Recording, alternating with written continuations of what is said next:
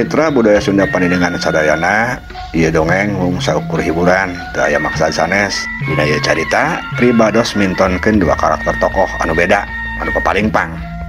Eta Bah Rustam anu dina dongeng ieu janten tokoh jalma beunghar di lembur Cihirup. Salian tidinya Bah Rustam gaduh sifat taat kana agama. Ngan hanjakal Bah Rustam teh bodoh, teu paham kana dalil-dalil atawa katerangan agama. Anu antukna salah arti bae dina ngaregepkeun katerangan agama. Contohna Bah Rustam bilang hiji hadis perkara Abdurrahman bin Auf anu dina kateranganna yen Abdurrahman bin Auf ke di akhiratna bakal asup sawarga ku cara ngorondang. Atuh lantaran kabodohan Bah Rustam jadina maehna kaduhung jadi jalma beunghar. Malah maehna hayang jadi jalma miskin supaya engke cenah maehna ulah ngorondang di akhirat kos Abdurrahman bin Auf. Tokoh anu kadua salian ti Bah Rustam nyaeta Mang Rudinta jeung Bionah salaki pamajikan anu jadi jalma pangmiskina di lembur Cihirup. Beda jeung karakter Bah Rustam, Mang Rudinta jeung Bionah mah masih miskin oge maranehna mah sombong jeung oret pedit kacida boro-boro taat kana agama. Mang Rudinta jeung Bionah harayang jadi jalma beunghar tapi teu kalakonan-kalakonan lantaran Allah teu ngijinan manehna jadi jalma beunghar. Kumaha carita salajengna sumangga urang teraskeun dugi ka rengasena dugi ka tamatna.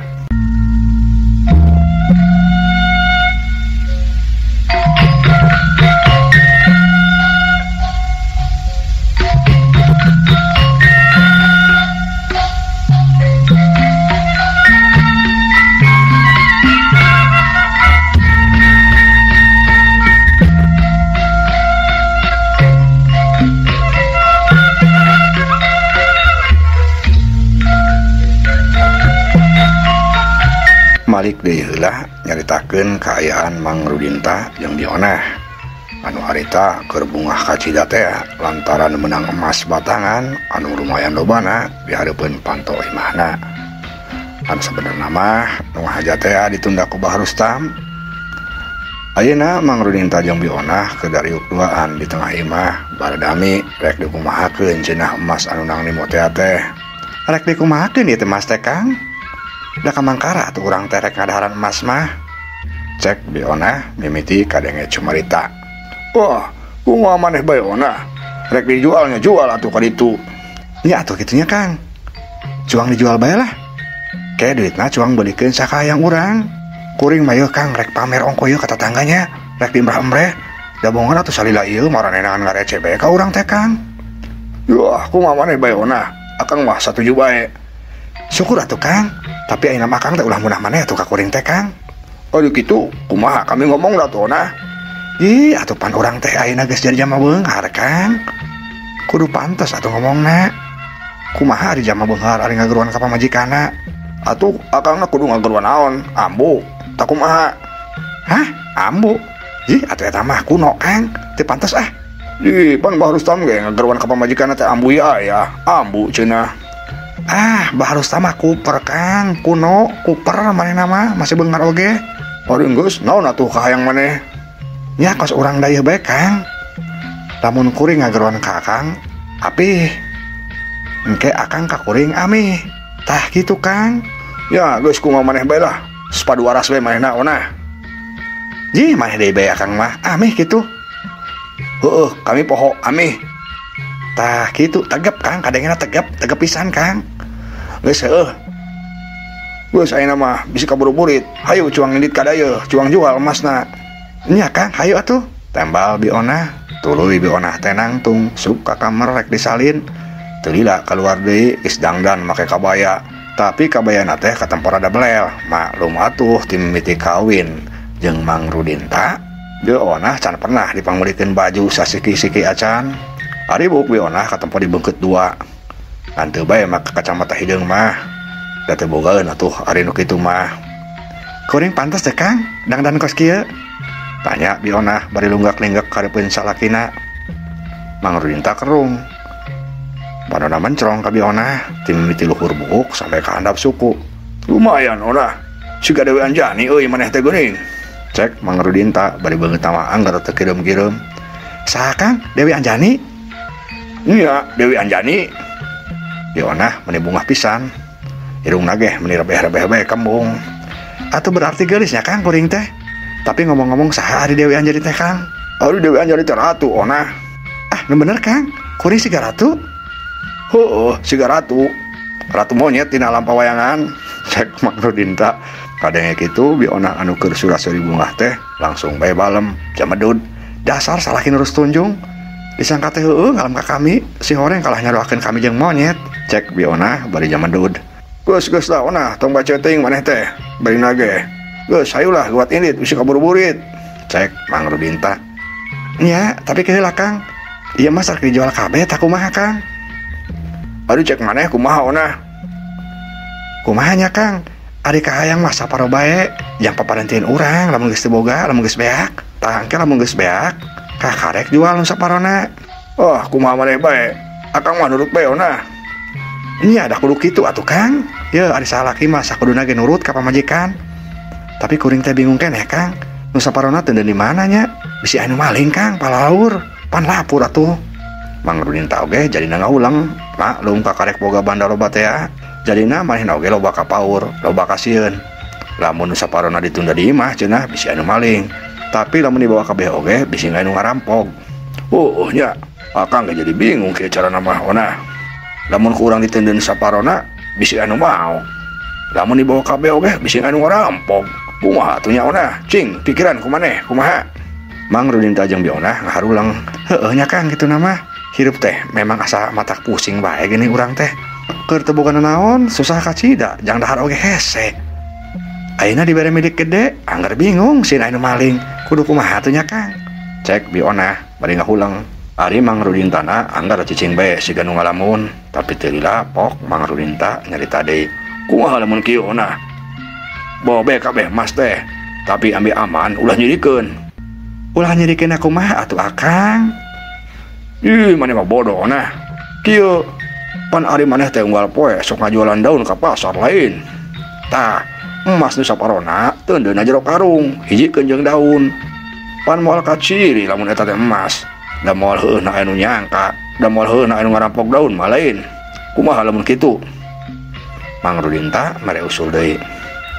Bionah ngahulang mikiran, teu dilapok nembalan. Alus Kang, alus pisan eta usul teh. Si horeng cerdas geuning Akang teh. Nya satuju kuring ge Kang. Kaharti ku kuring ge, lamun kitu mah bener aman Kang. Tembal Bionah. Tuluy Bionah teh ka tukang sakedeung teu ngendak lila balik deui mamawa karung anu eusina daun anu sok biasa dijual unggal poe ka pasar. Tuluy daun teh ditunda di hadapan Mang Rudinta. Mana buntelan emasna Kang? Cek Bionah. Mang Rudinta mikeun bungkusan emas ka Bionah. Yuh tah. Cek Mang Rudinta bari mikeun bungkusan. Gap ku Bionah di tampanan, tuluy emasna dibuka. Pot emas anu batangan teh dicokot sababaraha hiji, tuluy diwadahan kana bungkusan sejenna. Ari anu aya dina bungkusan teh heula dibebaskeun kana handapeun tumpukan daun. Sanggeus beres karungna tuluy ditalian deui. Bionah ngajak indit ka salakina. "Beah Kang, cuang mangkat ayeuna, tah karungna bawa ku Akang." Cek Bionah. "Nya atuh hayu." Tembal Mang Rudinta. Satuluyna karung teh diponggok ku Mang Rudinta. Terus duanana arindit keluar. Ari Bionah lempang ti tukang bari nutupan pantau heula.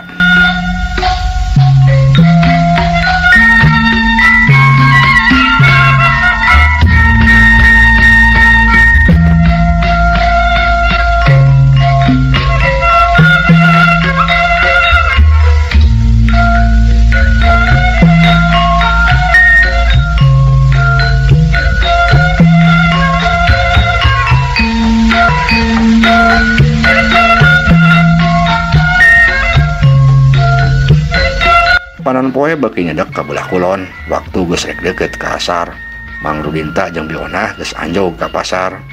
Pas kabeneran keur poe pasar pisan, atuh di pasar teh meni rame.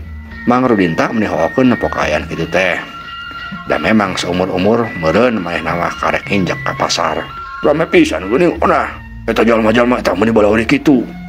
Cek Mang Rudinta bari panonna rurat-reret ka ditu ka dieu nempoan kaayaan di pasar. Atuh ngaranna oge pasar Kang. Mana oge hirup teh ulah kurung batok teuing, ulah cicing bae teuing di imah tah. Ku parangarana ari kitu teh. Nya onah, si horeng resep geuning euy ulin di pasar teh. Loba tempoeun. Cek Mang Rudinta deui. Ari Bionahna jongjon bae leumpang saseleke kajal maloba. Sedangkan Mang Rudinta nuturkeun ti tukang bari monggo karung. Ari leungeun katuhna muntang kana tak-tak Bionah. Atuh Bionah teh meuni berat ambekeun. Ulah muntangan teh tak-tak ki atuh Kang ih berat. Cek Bionah bari ngepeskeun leungeun Mang Rudinta.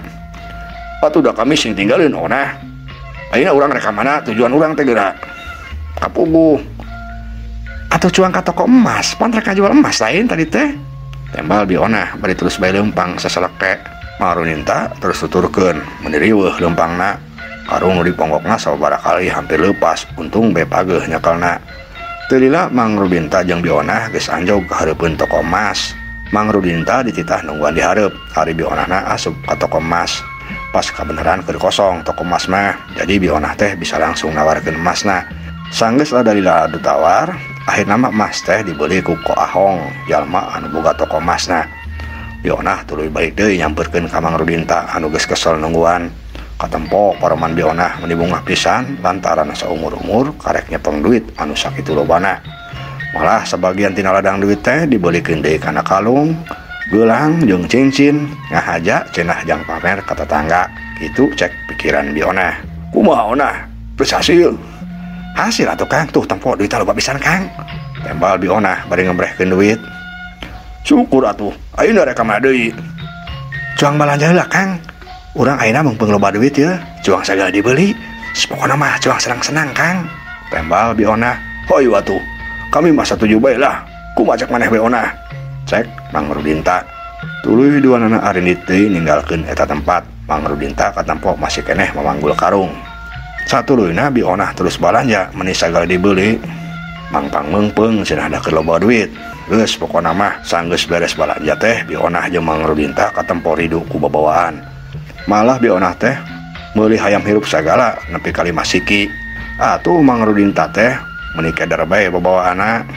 Saking kuloba-lobana babawaan, karung wadah daun anu di jerona ditundan emas batangan teh katinggaleun. Kitu deui Bionahna oge poho lantaran hatena keur bungah-bungahna teh meureun.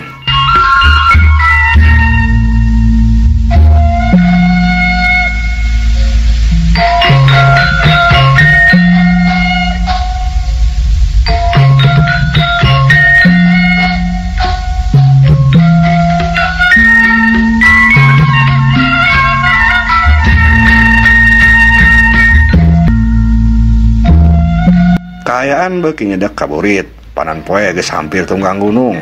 Mang Rudinta jeung Bionah masih keneh keur leumpang ninggalakeun pasar.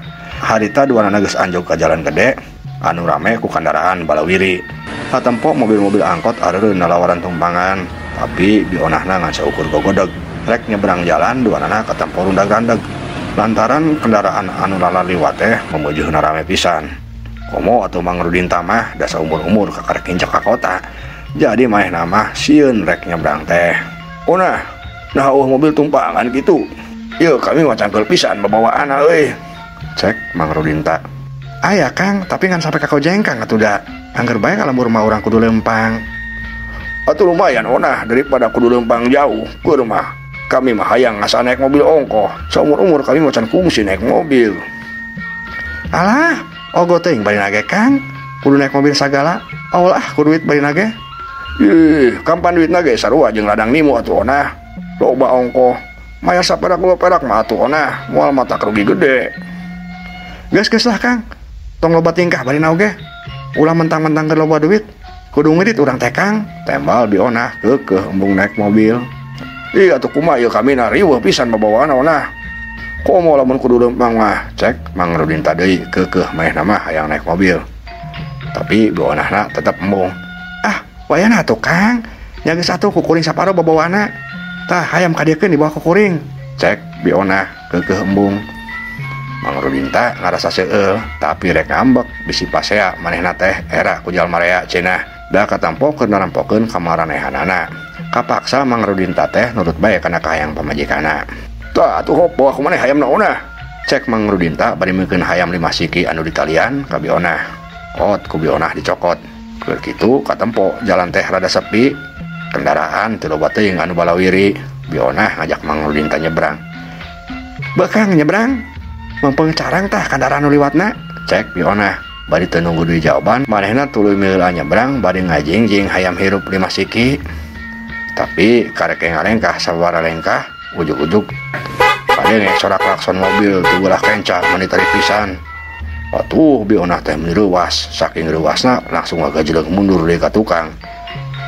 Hayam anu keur dijingjingna lesot rag-rag, atuh hayam teh lalupasan acrug-acrugan huru ka tengah jalan. Bionah meuni sasah wakauk, "Kang Rudin tah, itu hayam leupas Kang, tewak Kang, tewak." Cek bionah bari tutunjuk.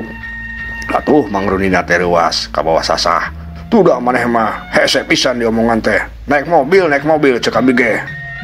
Mang Rudin tah gugulunuk, "Geus montong loba omong Kang, itu gawat udah gayamna. Mahal eta teh Kang." Cek bionah bari tutunjuk deui. Jalma-jalma anu kaperangan liwat atau anu keur caricing di darinya ngaralieup ngarang saririkeun. Aya oge anu karunyaeun, aya oge anu gogodeg. Tapi lolobana mah anu teu malire kana eta kajadian. Jongjon bae laliwat baleumpang teu ngararet-raret acan. Ari bionahna beuki wakauk nitah Mang Rudin tah ngudag hayam. Mang Rudin tah seueul jeung sasah bae keur mah era ku jalma rea. Tapi tungtung nama Mang Rudin teh lumpat ka tengah jalan rek ngudag hayam anu leupas. Man barang geus anjau rada tengah jalan, purusut balanjaan Mang Rudin teh malah ngaburusut bae. Atuh Mang Rudin teh beuki sasah bae buru-buru dongko rek ngarawuan balanjaan. Tapi keur kitu tibulah kenca aya deui mobil truk nyuruwuk tarik pisan. Jalma-jalma anu nempo ka eta kajadian ting jererit. Palaureun Mang Rudin teh kagilas ku mobil. Salah saurang anu aya di seberang jalan wakauk ngalengkeun Mang Rudin teh, "Mang, minggir Mang, eta awas mobil, minggir." Cek eta jalma. Atuh Mang Rudin teh ruas ka cida. Mobil truk geus beuki deukeut bae, klaksonna disadakeun deui meuni tarik. Untung Mang Rudin teh sadar keneh buru-buru loncat ka pinggir. Mang Rudin teh salamet, tapi orok aya balanjaan mah kabeh kagilas ku mobil. Kabeh bubuk geus eueuh pulunganeunana. Sedengkeun hayam anu di mamah teuing geus kalabur ka mana. Atuh bionah jeung Mang Rudin teh meuni baluas, awakna karasa leuleus lir bae dipukul bayu. Kitu mah pantes lantaran seumur-umur kakarek ngarasa balanja meuni loba, tapi si oreng boro-boro ngasaan malah bubuk ka gelas ke mobil truk. "Kang Rudin teh lapur Kang, lapur." Cek bionah bari ngalaket teh leuleus. "Heueuh da kitu namanya nyaneh nu salahna. Boga sifat teh pedik pisan bea karep. Naik mobil be awal ku duit. Tuh jadi nama tampo kabeh diakan ke mobil truk." Tembal Mang Rudin teh meuni seueul. Cag urang teu da heula.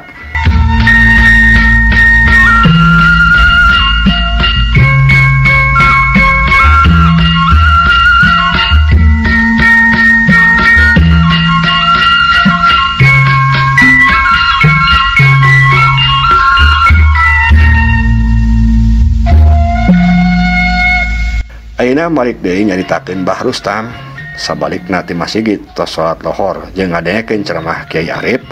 Paroman Mbah Rustam meuni ka tempo kusem.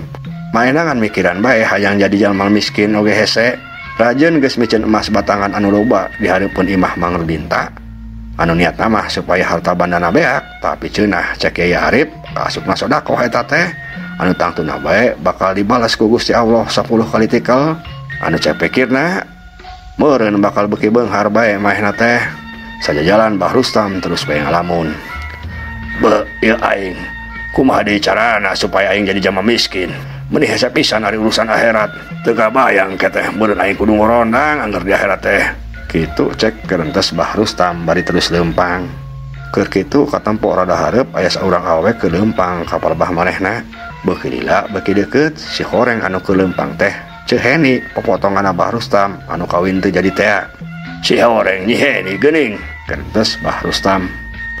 Leumpang Nyi Heni beuki tambah deukeut bae, akhirna mah pasaran dog. Nyi Heni imut nanya ka Mbah Rustam, Abah, bade ka mana Abah? Tabang sulti mana?" "Geuning nyalira bae." Cek Nyi Heni, "Tos di masjid puguh Nyai. Ari Nyai rek ka mana?" "Bade ka warung Bah, bade balanja. Mangga Abah ti payun." Tembal Nyi Heni, "Nya atuh Nyai, ieu ka ditu. Da Abah mah rek ka imah." Cek Mbah Rustam, tuluy Nyi Heni teh leumpang neruskeun deui lalampahanna. Kitu deui Mbah Rustam maina oge neruskeun deui ngalengkah rek balik ka imahna. Keur kitu Mbah Rustam ujug-ujug meunang akal pikeun meakeun harta bandana. "Heueuh, aing kakarek kapikir ya. Ari Nyi Heni teh pan popotongan aing. Baheula aing pernah boga rasa bogoh ka manehna. lamun aing mikeun sabagian banda kayak aing ka Nyi Heni moal kasuk sodakoh ieu mah lantaran aing mere nageh hitung-hitung bahugi jadi moal dibalas 10 kali ti kalau ku Gusti Allah teh bener mending dibikin ka Nyi Heni bae ambih teu meunang balasan pan aing bisa jadi jama miskin teu kudu oranang deui di akhirat teh kerentes Bah Rustam tuluy Bah Rustam teh balik deui ngagarwa Nyi Heni. Nyai tungguan sakedeung Nyai abah ya perlu cek Bah Rustam atuh reg Nyi Heni teh eureun bari maneh oge malik ka Bah Rustam ngan waktosna saep. Ieu dongeng karangan Pribados Kang Abun Burhanuddin hapunten kakiranganna mugia katampi kalian kabingahan. Assalamualaikum warahmatullahi wabarakatuh.